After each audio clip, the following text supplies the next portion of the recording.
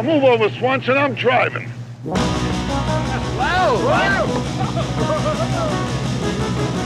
Hey, Square!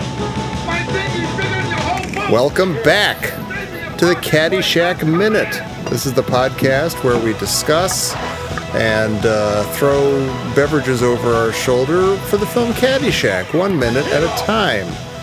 I am Tom Taylor, and I am joined here by Mike DeMaria. Yeah, hello. I'm tired. You're tired? Tired. It's late at night. No, I'm tired. Well, like inside. Oh, like in life, he's tired. Like in your heart. Well, I haven't decided. But go ahead, finish your things here. Oh, because, yeah, the other voice you hear is Dan Lewis. Welcome, Dan. Oh, hey there. How's it going? You doing all right? You tired? Yeah, I'm neither tired nor not tired. I'm in that thing where people, they don't tell you what they are when they feel like I feel right now. Mm-hmm.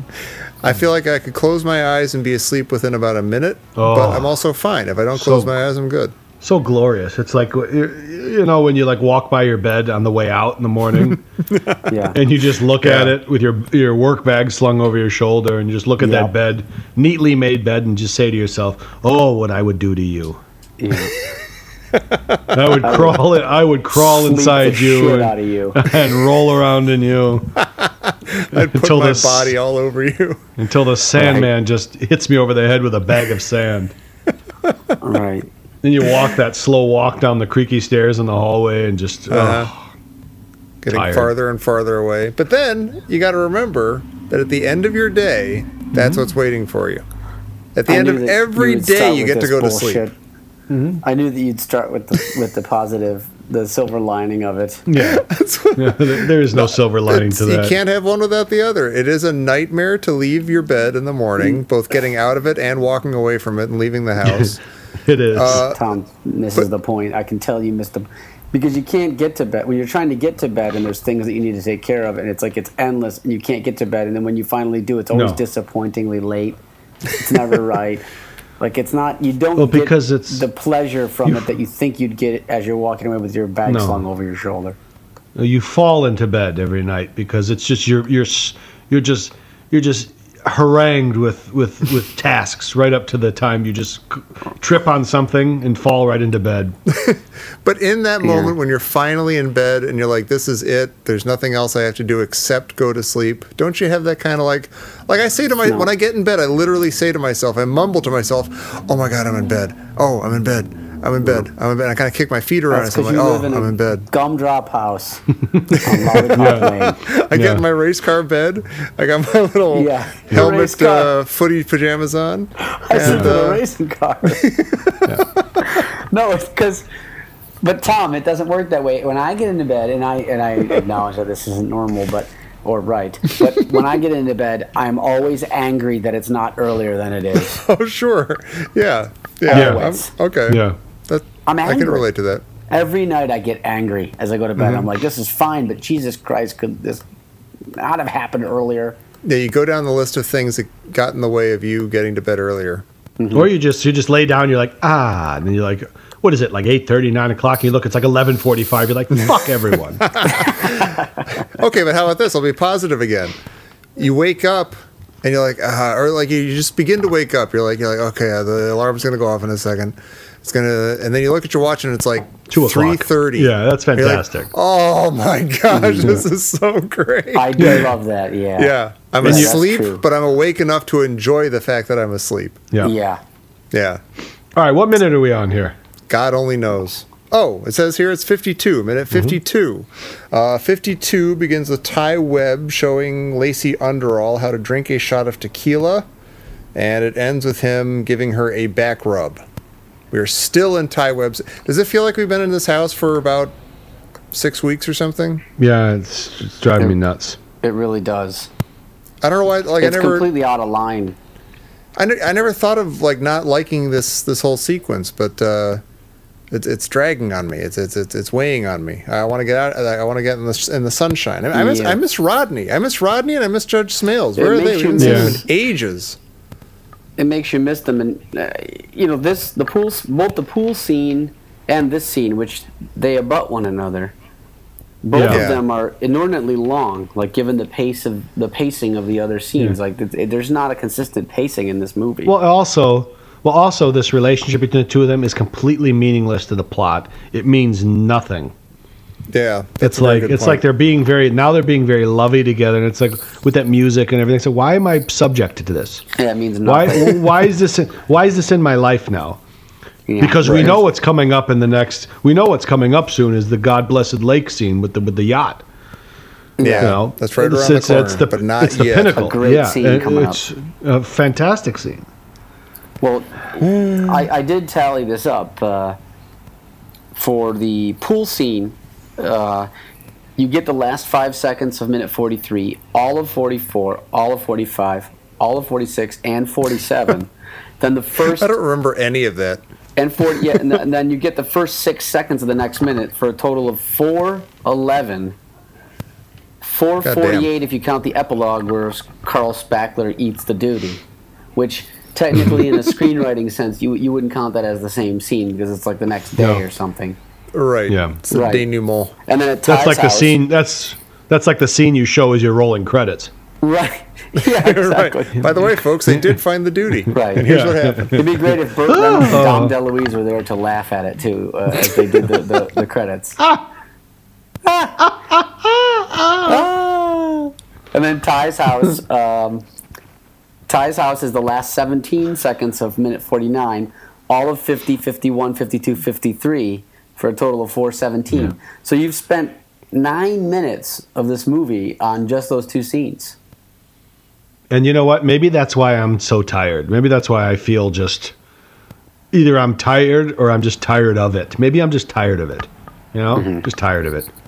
Yeah, I'm a Maybe. little You want to tired quit of the it. show? No, not the show. I'm just Just saying pick a different movie? every day. I'm just tired all the time, and I Right. think it's maybe because this is like my kryptonite. Right, we've Yeah, got maybe. a chicken and egg kind of thing with Mike. We don't know if this scene is making him tired, or if Right. Yeah, Or if if it's he's casting a becoming- pall over like the rest of his life. right, he's making the scene more boring than But it is. Yeah, that could be it. But But I I'm- know I'm you experiencing don't like like a the Chevy jokes deep- all that much. No, that does nothing for me. They're hit and miss. I'll say that. Yeah. There's some gems, but there's a lot of like just settle down, Chevy Chase. I've also You're in tallied a the movie. jokes, starting from the last minute. If you want to go through If the that's what jokes, you want to. I've that's rated. what you We wanna talked call them, about some of jokes. them last time, but I don't remember anything that we said last time. So please do. Please Right. go ahead. I'll go through the jokes and you tell me. And I've created a 5-point scale for the jokes. Okay. 3 being like I could take it or leave it, right? Mm-hmm. 2 So that's and the tipping 1 being point is like 3? bad, like you shouldn't have made the joke if it's a 2. But it's Yeah. not that bad. 1 is like absolutely shut up. 4 is like that's a good joke. I'm glad you made it. And 5 is like that's a great joke, Okay. right? And So this now- is just from 51 and This 52? is from the previous when he starts doing the jokes about the. I've only got it from the. Okay, I'm not the best podcaster ever. I've only got it from when she says that he has this check for $75,000. $70,000. That's fine. He says keep it. And then she says, and the summons. He says it's yours. So where do you put that? I think those joke? are both solid. Those are at least 4s, I would say. All right, so we're playing this game. Is this a game? not a game. Well, it's just yeah. It's not a. We're all Oh, winners. you just rated them. Oh, okay. I rated them. I rated that I- joke a 5. I really like that joke, but I understand. Yeah. I was trying to decide between 4 or 5 on that joke. Oh, I thought we were playing a game, so we could win some prizes from our sponsors. How No, the can we do sponsors that? are duds. They keep not giving us anything for. Well, for our prizes sponsor or is anything. Northwestern University, and it's a free scholarship. Right. If you win this game, You know what would look good on your Yeah, application? yeah. All you got to do is win 9 holes of golf. yeah, You got to we rate send all you to the law Ty school Webb if you win jokes in this minute game. 51. Yeah.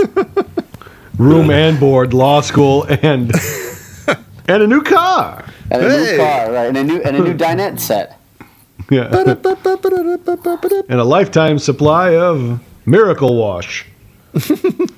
She says your uncle. Miss- She says my uncle says you have a screw loose. He says your uncle molests collies. That's a 1. Oh, really? You I don't got, like it that down one? for I got it down for a 2. 2. A 2. I'll Oh, give him a really? 2. I was going to give it like maybe a 4. Oh, Oh, okay. that's you're an idiot. It's short. It's off the. It's seemingly off the cuff. It's kind of nonsensical. So we know that that these kinds of jokes are targeted toward the nerdlinger set a little bit. Yeah, he likes that. Yeah, I react to that kind of nerdlinger. That joke goes over well in the AV room. That went over well. Oh yes, we love that one. Molest colleagues. Supposed to be in class. Watching Caddyshack instead. I just feel like in the town I grew up in, some colleagues there were molested, and it's just something that I don't think is that funny. You know what I mean? It's very personal for me. Were your friends collies? All my friends were collies. That's the thing. All right. Well, that does change it. That's your experience of it. Then he says, "You're rather attractive for a beautiful girl with a great body." Yeah, it's a 1. That's like a 2-ish. Yeah, it's like it's I don't. It's a 1. The idea of like you're rather attractive for a beautiful woman. That's solid. That's good. I'll give that part a 3. It's like the White Stripes song. It goes on a little too long. You're pretty good looking for a girl. Good looking for a girl, right? I put the song way ahead of the joke. Great song. Yeah. Okay. The next one is the physical comedy with the bottle cap. That's pretty good. That's like kind of what you expect from Chevy Chase, I guess. I'll give him a 3 on that one. I'll give him a 3 on that one. I went 4. Even though I hate the whole. Oh really? Okay. I hate the whole Perrier thing though. It still disgusts me. Yeah, you can't let that muddy your rating of the joke though. But I see what you mean. Yeah. Yeah. The next one is the tequila out of order. Now we're in this minute. He does the tequila shot out of order. He sucks on the lemon. He snorts the salt. And he throws the tequila over his shoulder. Yeah, that's a 2. I think Tom likes it because he laughed. No, Oh God! You just killed Mike. My misophonia is not. You know what I did? I got to stop everybody with this joke thing now. Yeah, that gulp. It's that. When you did that, I could like see your throat muscles spasming and pushing the liquid down your throat. I mean, I think I have full blown misophonia. Yeah, because I took I went right on YouTube and I started looking it up. Say it. And yeah, no, it's misophonia, whatever the hell it is. I have it because I went to YouTube and I took. There's some tests you can take where they just play sounds, and they say if your anxiety level goes up, then you might have. And I was listening to it as like people chewing and drinking, and I literally almost threw the headphones through the wall. Like I can't take it. I can't. I'm really trying to keep it quiet, and I was not even. No, I'm just using that as no. That one was audible to me. I heard that one. That last one. All right, well, forget and you know what? I'm guilty. I did the same thing last time. And you know what? If you go, no, I like the joke thing. We'll come back to it. Yeah, we can talk about you can constantly talk about your goddamn rages and problems instead of doing the joke thing, if you'd like. And you know what? I'm here to make myself bleed for everybody. Yeah. Okay. And you don't want to make me angry. You wouldn't like me when I'm angry. Actually, we love it when you're angry. I'm willing to cut myself open so you can see inside the pain, and so that they can see. Okay. That's what drives this shit show of ours, is pain and death and suffering. Now, as I was saying, it's not wrong. And I'll be the first one to say, if you go back to minute 4, I'm gulping that ginger ale like there's nobody's business. So I'm guilty of it. To be fair, you were dying at the time. You needed that ginger ale. But what I'm saying is, no, but just coughing and just hacking cough. I mean, just oh yeah. How is that better? Well. No, it's not. It's horrifying. But okay, I'm going to be okay. Doesn't like you that. know what? I got that one. I wrote it in my journal here. See, I have a journal, leather-bound journal right here. See, nice. And in here I keep all the horrifying things that are in my head are in this journal. So I put that here, and see, there's snaps on it to keep it, so to keep it closed. So that the demons don't get out. Yeah, the stuff doesn't crawl out. It's like Christian Bale's notebook in American Psycho, if you've seen that one. Yeah. Yeah, so I'll put this in there, and me and my team of therapists will work through it. There you go. Okay. I just want to see all the folks in lab coats and goggles and clipboards standing around Mike's journal. Bunch of bubbling beakers everywhere. All right, let's get back to that. I like the joke. We're getting somewhere with this. Range. No, I do. With it anyway. Let's keep going. The tequila, and now I'm doing the song. I was born to I didn't give you my wait. I didn't give you my rundown of the, not the rundown, but my take on the tequila thing is it's a little too much Chevy Chase being cool. So I give it like a 2. Yeah, I hear you. I do think it's funny that the tequila goes over the shoulder. There's something silly. I like the silliness of that. Like, what would be the point of the ritual if you weren't getting drunk? I like that, and so I give it a 4.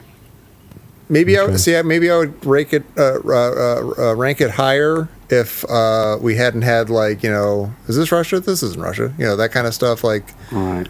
We've got a lot of like lazily casual comedy from Chevy Chase earlier in this movie, so maybe that's turning me off to this one. You know, and maybe it's like because we all know, right. We all know somebody like him, where it's just like you want to just say to him, "Can you just be yourself for a minute?" Yeah, just don't will be you cool. stop? Just be cool. Yeah, or will you stop just playing this role? Just turn it off. Just be yourself for a minute, so I can have a conversation with you. Or just quit being the neurotic crank who just can't take people swallowing. Like if you were talking to Bobcat Goldthwait, you know, and you were like, Bobcat, listen, you gotta stop doing that voice. The March rent is due, and we got to pay it, otherwise we're gonna get charged. He's like, and you're just like, listen, Bobcat, can we just talk? Can I just call you Bob? We're talking about money. We're talking about the rent. Yeah, they're gonna the heat's gonna be shut off. Right. I'm worried about you, make then? Bob. I'm worried about you. Hey, Gilbert. Listen, Gilbert. I need a little help here. My uncle died. Yeah.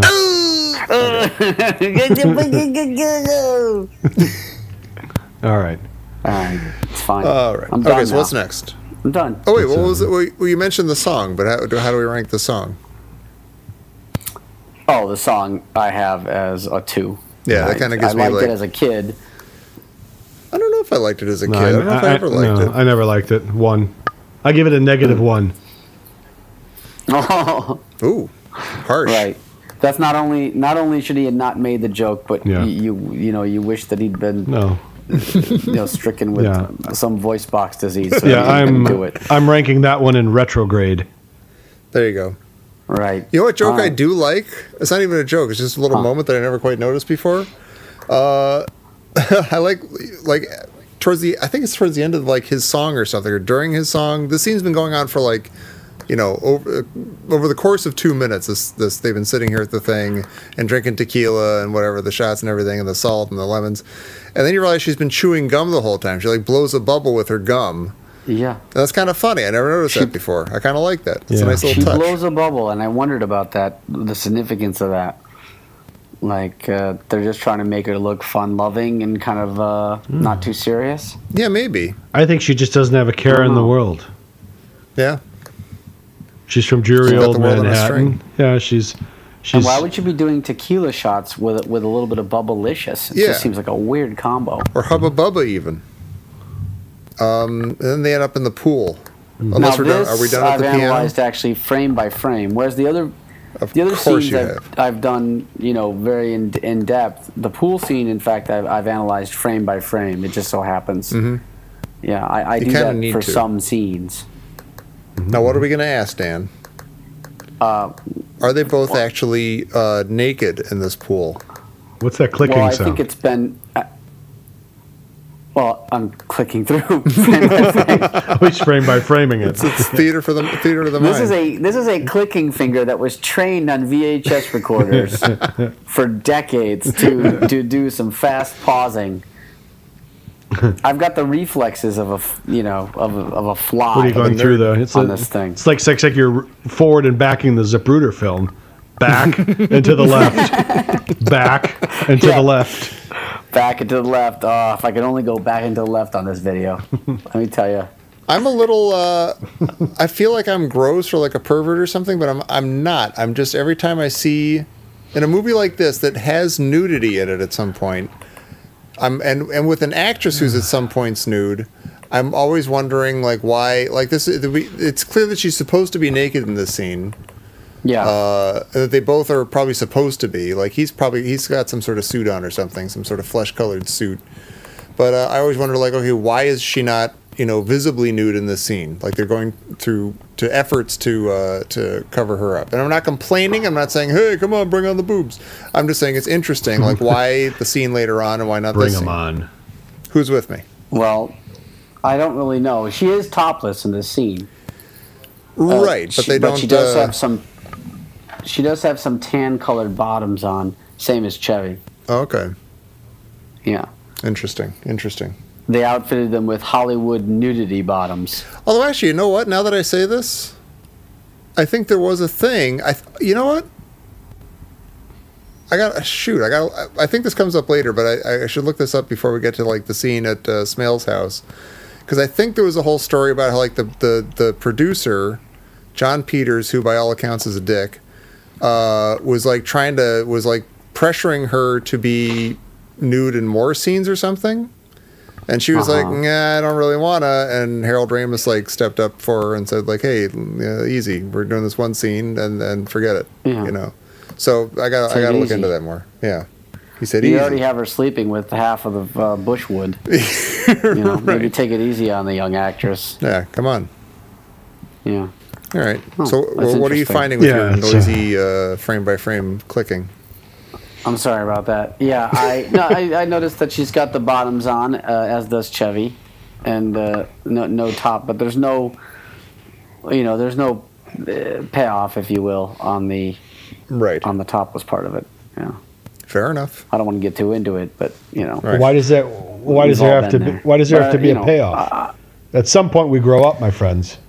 It doesn't have to be. See, I wish I knew how to talk about this without sounding like the way you obviously think I sound. That I'm like, oh, come on, I'm disappointed. Yeah, but then he used the word like... I just think it's interesting. Well, when he says payoff and you can hear this frame-by-frame clicking, he's going click, click, click, click, click, click. Well, he just confirmed that after doing the click, the one frame-by-frame click-through, he just confirmed that there is no payoff in this scene. Mm-hmm. Yeah. Further review... That ain't no clicking. Yeah. Well, to be fair, if you went through that much effort, I could see how you'd be disappointed if you just watched the entire sequence frame by frame. That might leave you a little sad. Anyway. Yeah, I'm not going through the movie frame by frame. That'd be ridiculous. Just tired. It's going to be all right. There's a bed waiting for you at the end of this night. I know it's there. It's not going anywhere. I've tied it down so it can't escape. Yeah. Speaking of tied down, Ty is now holding down Lacey Underall in his bedroom, giving her a back massage. He's like sitting on her. He's like, she's down. That's a weird way to put it, though. It was an awkward segue. Isn't that the next minute? No, this is the end of this one. That starts at the end of this one. Yeah. And he mentions the Taconic Parkway. Taconic Parkway is giving her a massage. Yeah. Oh, that's a nice thing to do. He gives if we're going to be rating jokes, the one about her having small breasts, that she's laying on her, on her stomach is a terrible joke, in my opinion. Well, they're all terrible. Another shitty Chevy joke. I'd give that a 3, actually. Really? Yeah, I mean it's almost funny. Joke. It is childish. It's the kind of joke you do when you're like 12. No, it's too young. When you're like a kid and you're just, you're 15 maybe. For the first time ever, 15. Well, I'm not talking about you now. No, I'm just saying, that's just, all right. It's the kind of joke you do because you're nervous and you don't know what to say. Yeah. Like Tommy does. Like Tommy does. Yeah, like Tommy did with the... Is your boyfriend still dead? Is your boyfriend still dead? We just did it at the same time. Did you just realize that? My wife I apparently had never heard, I had never told my wife that story, and she heard it on the show. Like, she came home, she's like, I can't believe that story. That was incredible. That's great. I love it. It brought us closer together. Heard that story. And we both just quoted it at the exact same time. See? We're friends. Yeah. That's what they say. You think that people that are married as long as you must be married 15 years now, 10, 15 years? Tom? Jesus, really? No. Wait a minute. Tommy? No. Wait, I'm going to do some math. When did Tommy get married? I got married in 2003. That is now 2017 as we date the podcast. So I'm getting close. Oh, wait, is that going to be 15 years? Oh, it is. No, I can't do the math. No, yeah, that's not how math works. It's 13 years right now. You're about to have your 14th anniversary. Okay. The summer will be 14 years. You didn't get married in the dead of winter. No, it was hot. Okay. It was hot. It was blisteringly hot. Yeah. Mike was there for my last omelet of freedom the morning I got married. I was there for Mike's last omelet of freedom. I mean, tell the story. Oh, yeah. So, Oh, what a jerk. Oh, yeah. All right, so here we go. Here we go. Story time. Gather around, for I have news. No, don't. I don't think that's a very good story, one way or the other. Yeah, it is. It'll be quick. It won't be a long story. Let the people decide. So we went out the night before, as most do before they get married, and Sure. and we just got we got lit up, and I went too far, with the drinking, and they ended with I ended with the last call drink, they call it, that rubber when they mix, the bartender mixes the drinks on that rubber catch that catches all the loose liquor. Oh Yeah. yeah. It's like a rubber dam thing, or like a thing that, So they squeeze that out into a glass and give it to you. That's the last call. Are you kidding me? Yeah, that's what I had at the end of the night that night. That's obnoxious. vile, Mike. Why would you drink that? It is vile. Because why not? We're crazy young kids. I can think of a lot of reasons. I've never So heard it's of got- it, and because it's disgusting, you can get typhoid or something. Yeah, so it's got a bunch of whacked out shit in that thing. So I guzzled that and stumbled back to my room. Gulped it. Yeah. Yeah, and I remember clear as day. We stayed in downtown, and I was walking by the tourist area, like on Rush Street, and I remember a lady of the evening came up to me and said, do you want this or do you want that? And I said, no, I'm getting married tomorrow. She's like, even better. And I said, no. And I remember I just reached in my pocket and I gave her like $100. I said, here. Whoa. I go, take the night off.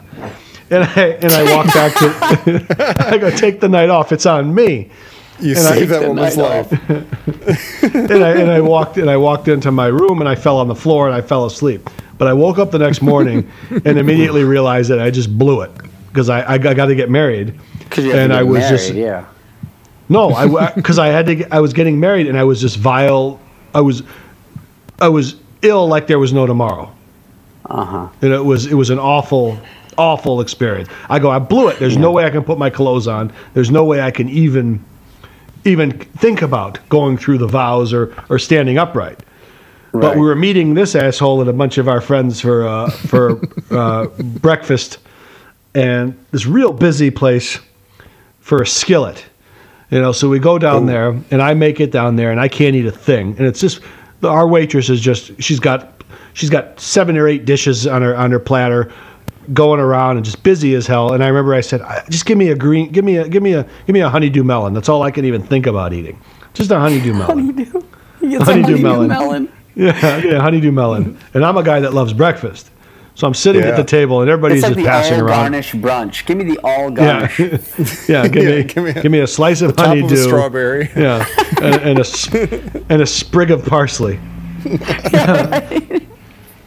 So Dan's holding court at the table, trying to make, telling jokes, making everybody laugh, and I just got my head on the table because I feel like I got to go back and put my tux on. Face down. Guy's getting married. I'm laying my. But I'm the asshole. Yeah, I have my forehead like on the honeydew because it's cold. I was leaning my head against the honeydew. Oh right, yeah. And Dan just all of a sudden thinks it's going to be funny to make me laugh at this point. He goes, "What?" He starts going, "Oh." He's telling jokes. Our waitress is running around, and she comes and gives everybody this pancakes, and she puts this little cup of syrup in this little thing that looks like a coffee mug, but it's not a coffee mug. It's a syrup pourer. But it's of the same material that you'd make a coffee cup out of, like Corningware, whatever the fuck it is. I don't know. So I hear Dan go, "Watch this." "Excuse me, miss. Come over. Can I have this board with you?" And she's got embellishment going on right now. Bullshit. She's holding I'm sure you remember very well from that morning. She's holding 8 skillets on her thing, and I remember she squats. She holding 100 skillets. She was holding 122 skillets, and she had to go down on a knee to get down to him, so she could hear him over the cacophony of conversations. Yeah. And she's like, "What is it?" He goes, and he brings the little cup over and he starts tapping it with his finger. He goes, "The coffee you served me is cold, and guess what? It's a tad sweet." And she goes, "Sir," and she goes, "Sir, that's the syrup." And he goes. "Oh, it is. Oh, my fault." Oh God, this is such a horseshit story. And everybody erupts in laughter, and she just rolls her eyes like, She has that "I hate my life" look on and walks away. Right. Right. And I'm upset now because this is how I'm going to start my life now. Yeah. Yeah. I love how your memories going back in time, bro. It's always a vaudeville Looney Tunes routine that you imagine to have happened. You didn't say those. Probably it was a passing moment. Yeah. No, but that's the point. You think it's a passing moment in your mind, but when you're such an asshole to somebody, time slows down like it's moving through molasses, and every second is like an eternity.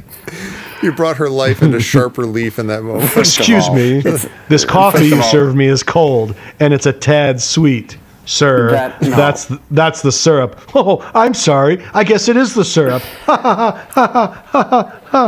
Yeah, that story that you're telling right now, that yarn that you're telling right now is heavily, heavily embellished, and that's fine. I'll give it to you.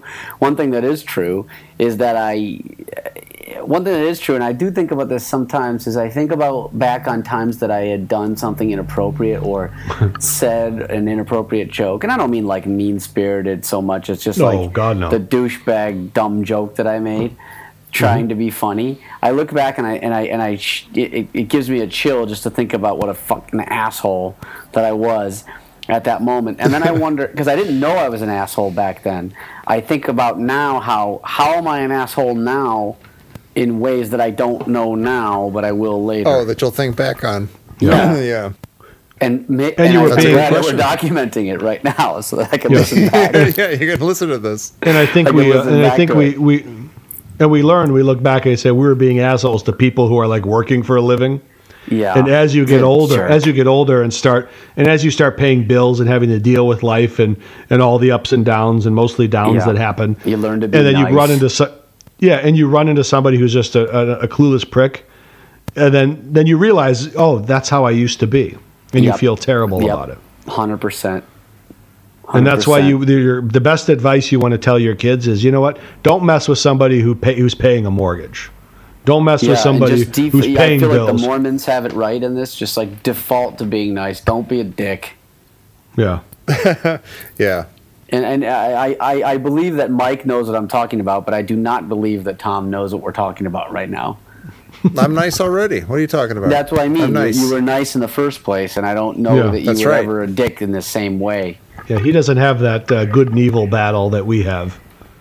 Maybe Mike will tell you sometime about the time when he and I first met, but that might be saving for another minute. Yeah, that's another minute. That's close to the... Yeah, we need some more time to flush that one out. Flush out Maybe our we'll characters. Yeah. A tease. Yeah. But Mike, I'll tell you what, Mike heavily took that story and he puffed it up ridiculously. But I will say that the story is, the bulk of it, the skeleton of it is largely true, and that I was an asshole and I'd feel terrible. I puffed nothing up with that story. Oh yeah, you did. No, I didn't. We'll get to it in another minute. Yeah, it's too close. It's past my bedtime. Next minute, Dan will tell his version. It'll be like Rashomon. All right. So the point was, and then I'll tell the jokes. version of a guy who wasn't even there. Yeah. Right. We'll save it for another. This waitress said this horrible thing to me, and I was angry, and I was upset, and she was inappropriate. Yeah, and then Ron Glass showed up, either with a huge afro or with no afro at all.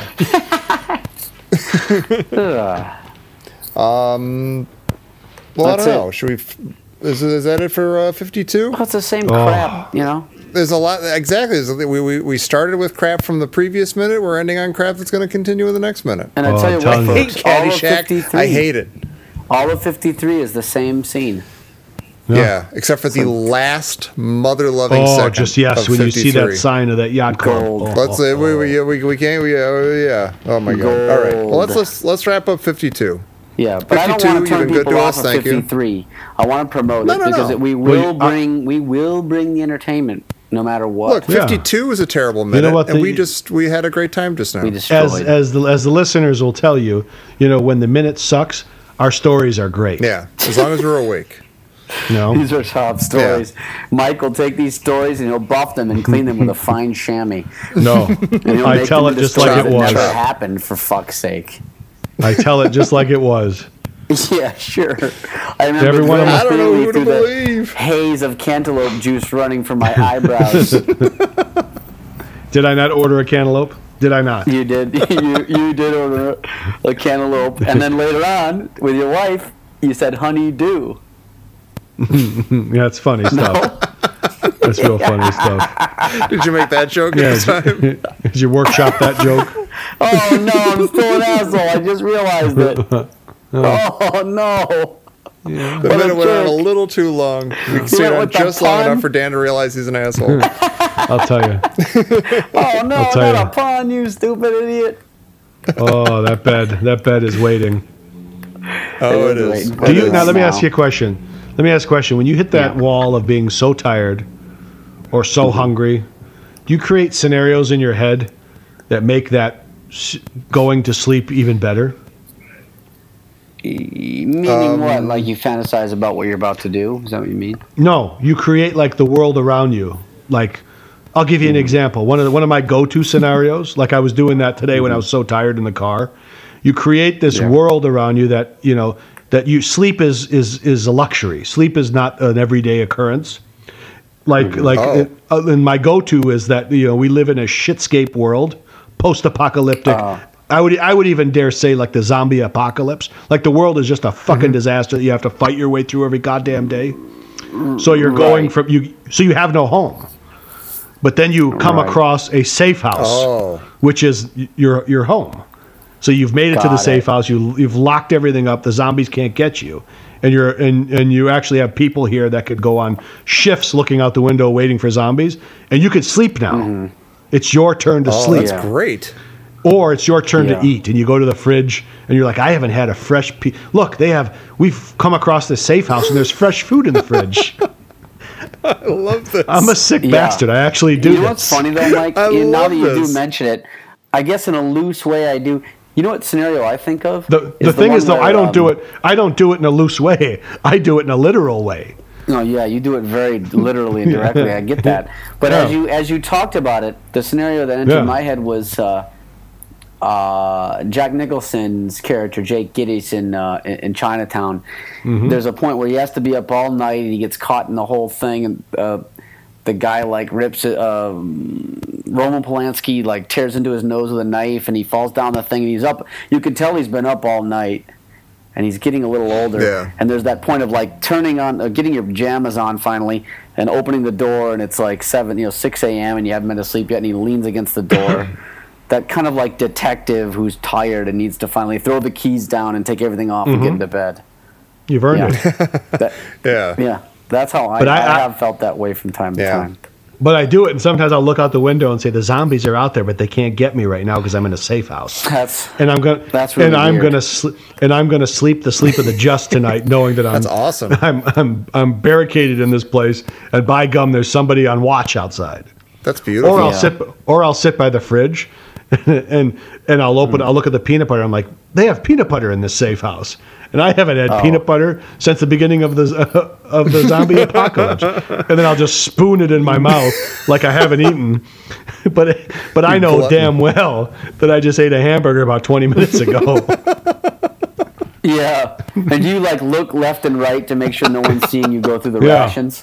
You're about to ravage them. Mike, that's supposed to last us a week. My first thought on that is how completely insane it is, Mike. But then I realized that really it's just a way of not taking for granted. It's just a scenario built around not taking for granted the things we have around us. Well, this is what I do something similar every day on my way out of work. I leave my desk, and on my way down the stairs and out the front door and to my car, I'm imagining people not realizing that I've left work yet. And that as I get to my car, they're like, "Oh, Tom had to do that thing. Where's that thing?" Or something. There's some reason why I shouldn't have left yet, or like I'm a prisoner there maybe. And they're gonna, as soon as they find out that I've gone, they're gonna start, activating the security systems. And so I'm in my car, and then I'm in the driveway, pulling out of the big long, driveway to the street and stuff. And as I get to the street, they realize that I've left, and they go into full lockdown. And the huge metal wall comes down, but I've just crossed the barrier. And I'm on the street, and I just escaped, and now the whole building is solid and locked down, but I escaped, and they can't get me. And then they roll credits. Wow. And they roll credits. Yeah. And I go eat some peanut butter and go to bed. Yeah. Well, you know what the best is? But the best is you say, I do this. There's fresh food in here, so let's eat that now. But look at all the canned goods they have here. Look at all the dry goods. Let's put it in the box.